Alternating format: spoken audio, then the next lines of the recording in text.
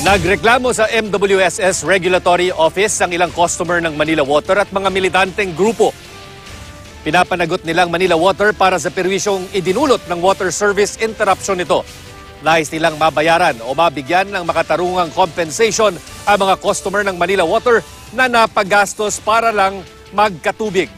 Hindi rin daw sila dapat singilin para sa buwanang o buwang nawalan ng tubig. Pag-aaralan daw ng MWSS ang reklamo. Wala pa namang komento ang Manila Water. Nauna na nilang iginiit na bukas sila sa anumang paraan para mabayaran ang mga apektadong customer. Hiwalay pa sa reklamong inihain ng mga customer at militante ang utos ngayon ng MWSS sa Manila Water na magpaliwanag sa perwisyo ng kanilang water service interruption. May live report si Sandra Aguinaldo. Sandra?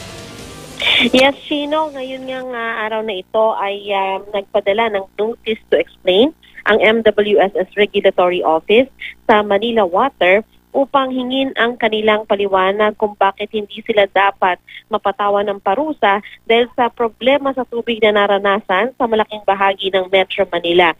Ayon kay MWSS Chief Regulator Patrick T., may hanggang Lunes, April 1, ang Manila Water para magsumite ng kanilang tugon. Actually, Chino, ang pinapaliwanag nga niya ay sa Sabado ito dapat dahil binibigyan lamang niya ng 5 araw ang Manila Water para tumugon. Pero dahil nga papatak ito sa araw ng Sabado, ay maaaring sa Lunes na matanggap ang tugon ng Manila Water. Kapag subite na ng written explanation ng Manila Water, pag-aaralan na ng MWSS Regulatory Office kung may violation at kung papatawan ba ito ng penalty. Wala raw sa kapangyarihan ng MWSS Regulatory Office na magpataw ng multa, pero sila daw ay pag-aaralan nila yung mga pamamaraan para makompensate naman yung mga customer ng Manila Water.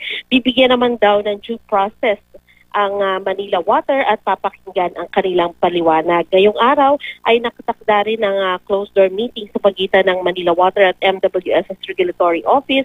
Pag-uusapan ko ano yung mga pwede pang i-offer sa customer nitong Manila Water para dun sa perwisyo naman sa kawalan ng tubig. Kabilang po sa pinag-aaralan daw ngayon ng MWSS Regulatory Office ay yung naunang pahayag ng Pangulo na kanyang nabanggit na gusto niyang pag-aralan kung dapat pang i-terminate yung kontrata ng dalawang water concessionaire na nagko-cover o nagbibigay ng tubig sa Metro Manila. Maaari din naman daw bigyan ang Manila Water customers ng rebate o free water bill para sa kanilang konsumo sa Marso na maaring matanggap sa kanilang bill sa darating na Abril. So yan muna, Chino, ang pinakahuling ulat. Balik sa iyo, Chino.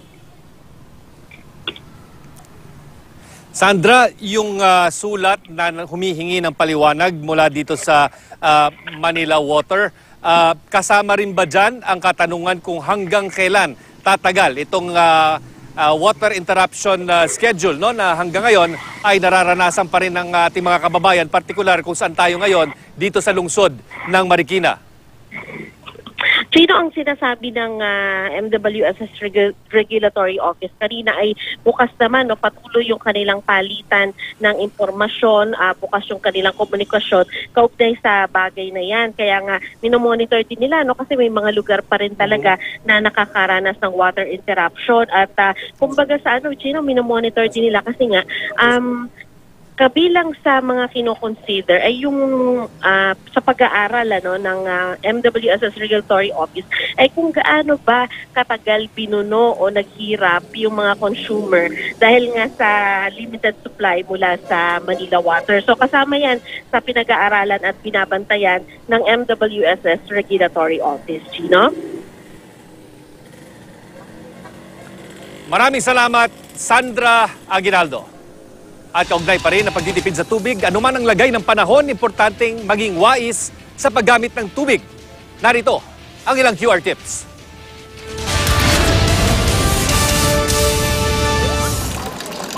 Para iwas aksaya sa tubig, siguraduhing nakasarang maigi ang mga gripong hindi ginagamit. Tignan kung may taga sa mga gripo, tubo at tangke ng inodoro kung meron ipagawa agad. Tuwing magbabanyo, iwasang mag-flush kung hindi naman kailangan. Sa pagligo, magtimba at tabo na lang imbes na mag-shower. Pero kung hindi maiiwasang mag-shower, huwag magbabad. Isara rin ito habang nagsasabon at nagsashampoo. Kung may bathtub, huwag paapawin ng tubig. Isara rin ang gripo. Kung naguhugas ng kamay, nag-aahit o nagsisipilyo, sa halip, magbaso. Sa mga labada, unahing ibabad ang mga pinakamaruming damit para madaling maalis ang dumi. Kung mano-manong maglalaba, gumamit ng planggana o batya na may tamang dami ng tubig. Huwag hayaang nakabukas ang gripo at umaapaw ang tubig mula sa batya.